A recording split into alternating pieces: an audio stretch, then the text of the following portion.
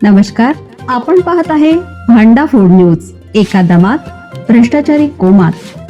Social media, कर्जबाजारी, गुन्हेगारी, सट्टेबाजी, चोरी, मटका, जुगार, दारू, सावकारशाही, न्यायाच्या प्रतीक्षेत प्रशासन.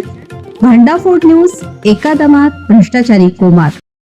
सातारा कोडोली परिसरात गावंढारी महिलेचा वावर, लहान मुलांच्या पालकांमध्ये घबराट, पोलिसांकडून शोध सुरू. सातारा शहराच्या हद्दीत असलेल्या कोडोली MIDC परिसरात एका अज्ञात महिलेच्या संशयास्पद वावरामुळे खळबळ उडाली आहे. चेहऱ्यावर मास्क आणि अंगात गाऊन अशा वेशभूषेत ही महिला शाळा आणि अंगणवाड्यांच्या परिसरात फिरत असल्याने पालकांमध्ये भीतीचं वातावरण पसरलं आहे. मुंबई पुण्यातील मुले पळवण्याच्या घटनांच्या पार्श्वभूमीवर ही बातमी समोर आल्याने खळबळ उडाली आहे.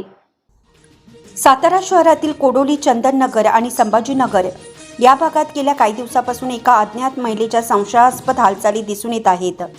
ही महिला गाऊनच्या वेशभूषेत असून चेहऱ्यावर मास्क लावत असल्याची माहिती समोर आली आहे. विशेष म्हणजे ही महिला शाळा सुटण्याच्या वेळी शाळेच्या परिसरात फिरते.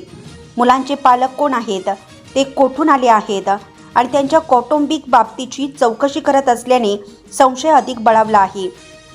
यामुळे पालकांमध्ये मुलांच्या सुरक्षेबाबत चिंतेचं वातावरण निर्माण झालं आहे.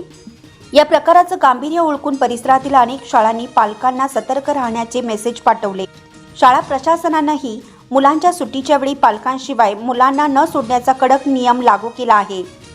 ही महिला नेमकी कोण आहे, ती मानसिक रुग्ण आहे की मुले पळवणाऱ्या टोळीचा भाग आहे, याचा तपास करणं आता MIDC पोलिसांसमोर मोठं आव्हान आहे.